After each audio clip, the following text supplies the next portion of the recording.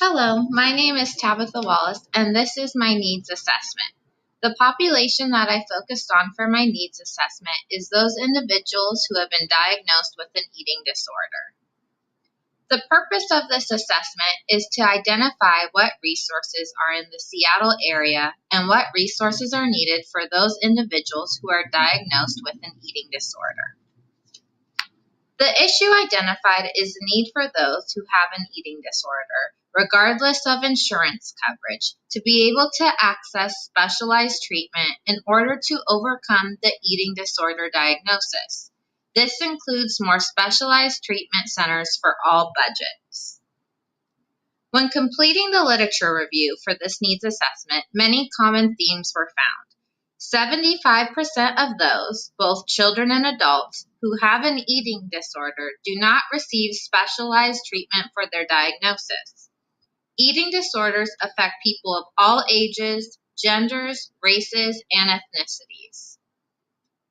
The literature regarding eating disorders is consistent in the sense that the financial cost of treatment is the biggest barrier for those individuals diagnosed.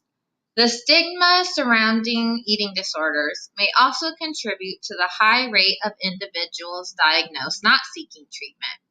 Eating disorders can affect self-esteem, self-efficacy, social isolation, and social confidence. In order to gain data on the Seattle area's eating disorder treatment centers, I reached out to 3 well-known treatment centers in this community. 2 out of the 3 responded.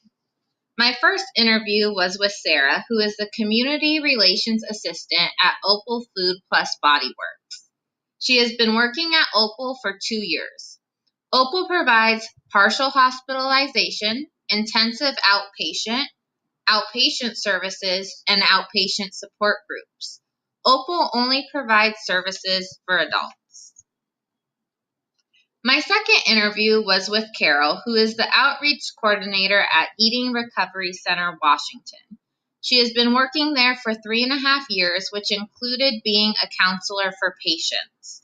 Eating Recovery Center provides an acute unit, inpatient level of care, partial hospitalization, intense outpatient therapy, and an adolescent unit. The next 2 slides have the questions that were included during the interview process.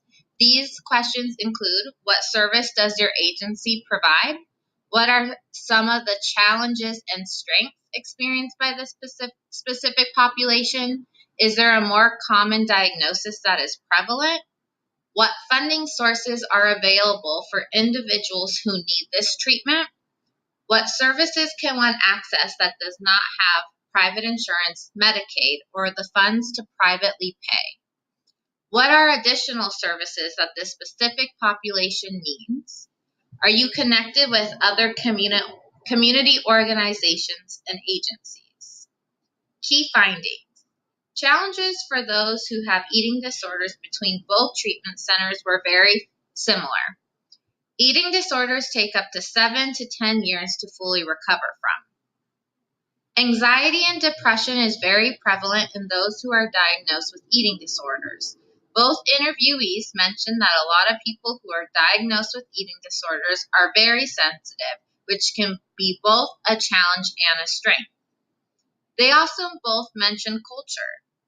Our society's culture values body size. It is normal to be very conscious about eating healthy and exercising. We live in a world where everyone is practicing these types of behaviors. Those who complete an eating disorder treatment and go on to recovery are very internally strong. Support between peers in eating disorder treatment centers is very important for recovery. Most patients are very supportive to their peers. The most common eating disorder between both treatment centers is anorexia. It is believed that this is due to being the oldest diagnosis that was discovered. Both agencies mention that the DSM-5 does not include all variations of eating disorders. In order for an individual to access treatment services, private insurance or private pay needs to be available. There are very little Medicaid covered services or services for those who are not covered at any level. Both outpatient centers provide sliding scale fees for individuals whose income qualifies. They both noted that this is typical for outpatient treatment. Both treatment centers have connections with local doctors and universities. They tend to get patients from both. More services and treatment facilities for those who are experiencing an eating disorder are needed, specifically low cost and no cost treatment. In the Seattle area, there are only a few no cost services which are related to religious organizations in the form of a support group. The need for more outpatient services are needed due to the long wait list before one can be seen. Family support and education are both the biggest findings I found in my interviews to help an individual be successful once treatment has stopped. The recommendations are expansion of eating disorder specialty treatment. Outpatient treatment is the most needed at this time, like I mentioned in the last slide. Looking at other eating disorder specialty treatment centers who take Medicaid and have funds available for those who cannot pay. And implementing community education and engagement. I plan to share my presentation by emailing it to the interviewees. When starting my interview, I had asked if this would be okay, and they both agreed. When sharing my presentation, I will ask for feedback and recommendations on my presentation. It is important to me to continue to have and build a relationship with both of these treatment centers. I have signed up for their mailing list and hope to attend some of their outreach events in the future. Positives of the assessment were that I have a background working with individuals who have an eating disorder diagnosis, so it's not completely new to me. There was an abundant research available to me about eating disorders, and those who I interviewed were very knowledgeable on the subject. Boundaries of the assessment I found was that this was my first time completing a needs assessment, so that made it a little bit more difficult as I was still learning. There is a small sample of treatment centers to interview, and time was very limited. This has been a great learning experience for me. When doing a needs assessment again, I will make sure to reach out to potential interviewees as soon as possible. Follow up with email when I do not hear from them after a few days, and make sure to be time sensitive to the plan in order to complete the assessment effectively. I believe that my third potential interview could have happened if I reached out sooner and had more time to follow up.